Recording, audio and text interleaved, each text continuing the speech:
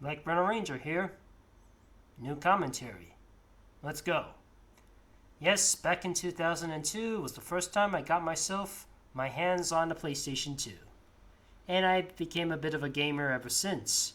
I still have it with me, and it would lead me to other game consoles like PlayStation 3, PlayStation 4, and also a PlayStation 5, as well as an Xbox 360, Nintendo Wii, Nintendo 3U, Nintendo Switch, as well as a Game Boy Advance and a Nintendo 3DS, and of course my PC and my iPad and iPhone and stuff. And what are my favorite TV cartoons, animated movie, and video games that year? That would be for the wait just a minute.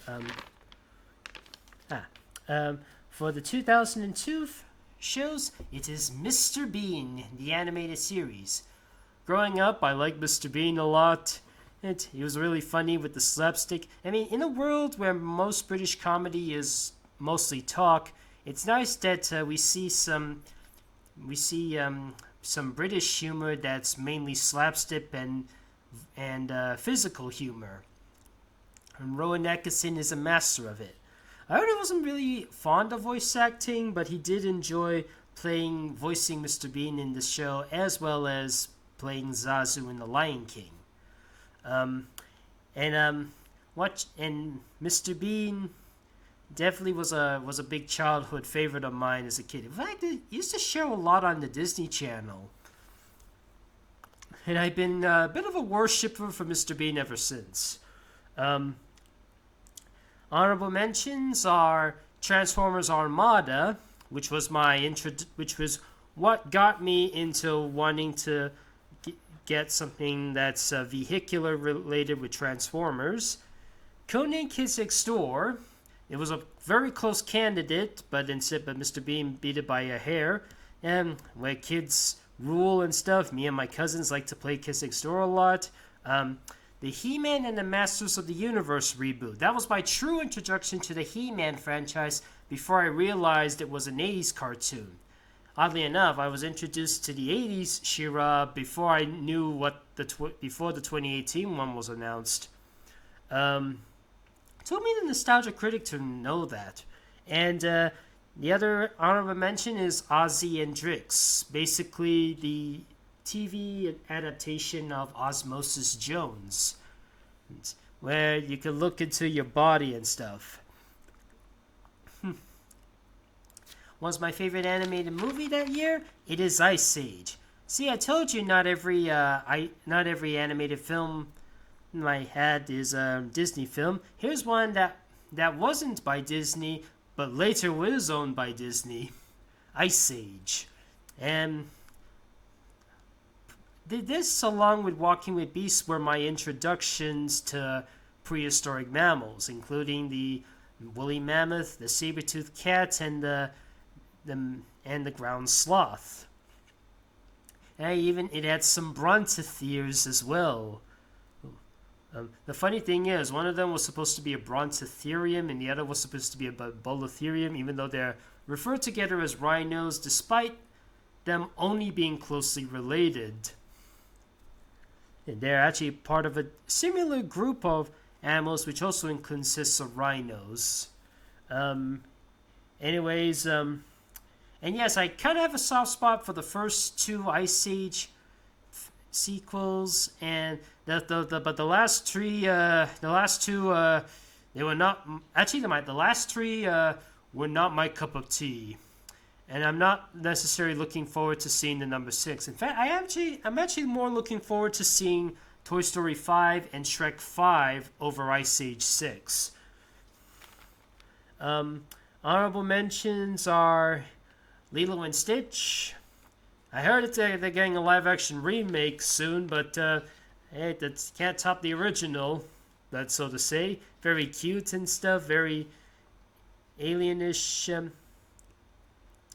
heck, the TV series is a bit Pokemon-ish the more you think about it. Tom and Jerry The Magic Ring, one of the best Tom and Jerry direct-to-DVD movies, and perhaps one of the best of the Tom and Jerry movies. I mean, the Tom and Jerry has a bit of a problem with adapting movies, especially the Tom and Jerry movie of the 90s and the Tom and Jerry movie of the 2020s. But I think the magic ring is a example of how you do this correctly. Powerpuff Girls the movie. He, a fine, supposed to be a fine send off to the Powerpuff Girls franchise, but of course it got renewed for 2 more seasons, and it didn't have the creator involved.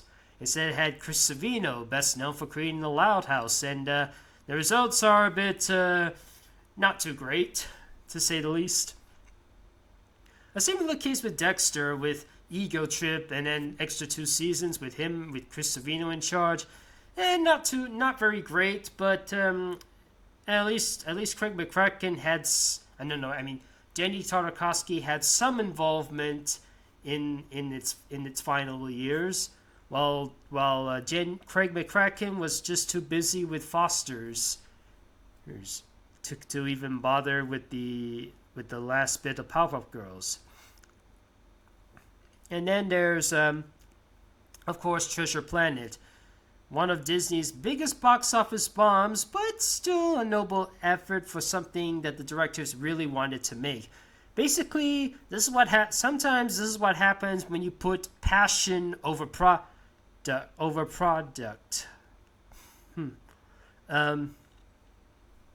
If Treasure Planet is something that you really want to make, that's fine, but is it profitable? And they say it probably wasn't, because it was too much of an odd concept. But I still liked it fine. Anyways, what is my favorite video game of 2020? Ratchet and Clank. In fact, along with my PlayStation, along with getting my first PS2, Ratchet and Clank was the first video game I ever got in the palm of my hands for PlayStation.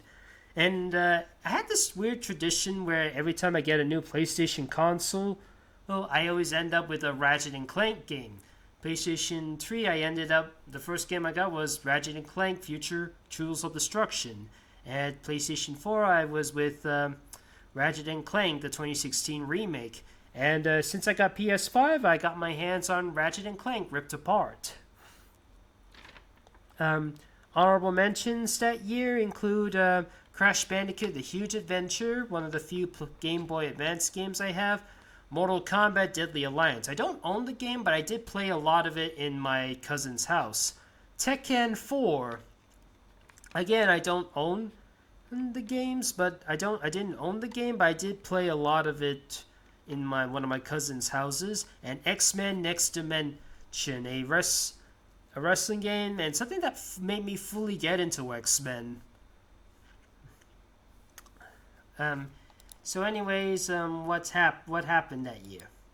So I think it was a bit late for me, and I needed to do some easy animation. So I have Teddy with the letter thing.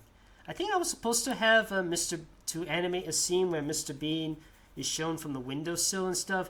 It's quite reminiscent to the episode The Bottle, where Mr. Bean accidentally switched a ship in the bottle for an empty milk bottle.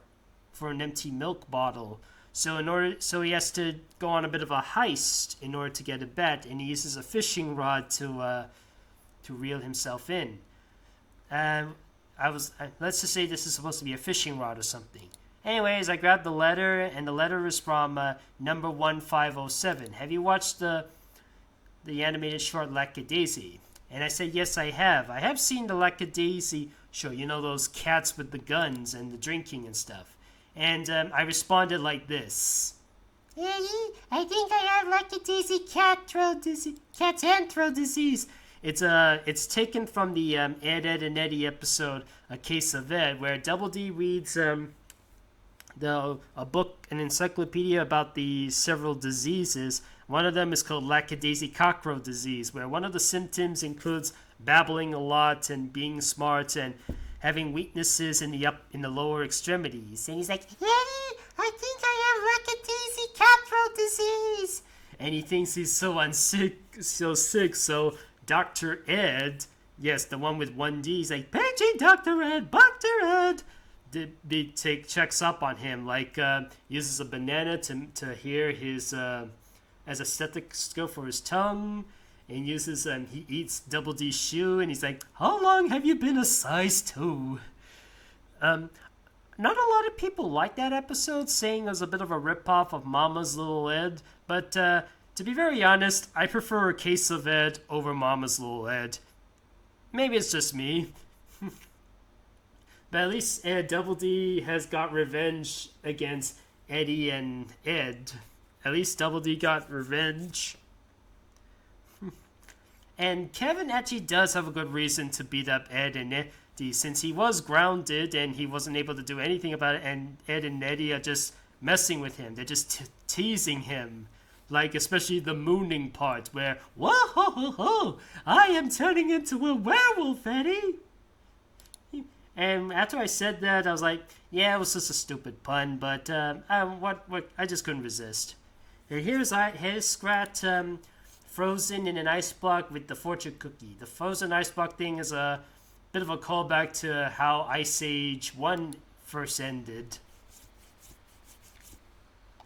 By the way, did you know fortune cookies are not really a Chinese food? They were invented by the Japanese and were introduced as a Chinese food by the Americans. And of course, number 1507's favorite TV show is, of course, Codename Kiss Next Door. And I mentioned that my cousins used to play Kiss Next Door since there was like 5 of us. My eldest cousin was number 1. I was number 2.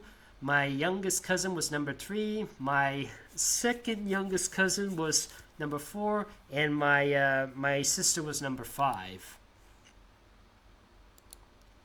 And then suddenly I get stopped by this giant sentry bot. You know, that giant robot from the planet Quartu, where Clank was invented. He's about to shoot me with his laser thingy, but then a laser shot him and he's dead. Who could it be? It's Ratchet. And I believe that's a blaster. And he gave me a present. I think I was supposed to do that. I think I was supposed to include this moment where Ratchet in Secret Agent Clank, when Ratchet is in prison and the warden gives him like a cake package, and up comes a cake with a weapon on it. Hey, I made a compilation of that in case you're wondering. Just search up Secret Agent Clank cake and you'll find it. Anyways, I opened the package and the person asked me to draw the Rhino and the Red's bill wrestling with my mascot. Now, the reason why I put on the blindfold is because here's a funny thing. White Rhino Ranger actually has laser surgery, which means he is able to see very clearly. Because naturally a rhino's vision is very poor. They're not completely blind, but they are blind enough so they can't see properly. Now, the red horn one, the Rhino and the Red Bill is completely blind, so he's unable to see literally anything. He's just seeing total darkness. But thanks to the Red Bill, he's his guidance. But like I said, the rhinos in real life, they can see, but not very well. Which is why they tend to rely on their sense of smell or hearing. That's why I put on a blindfold. Again, I had laser surgery. My mascot, not me. I am a little blind on this side, though. I'm seeing a little bit of triplets. But this one is, like, crystal clear. And that's my commentary on the 2002 animation. I hope you've enjoyed this video.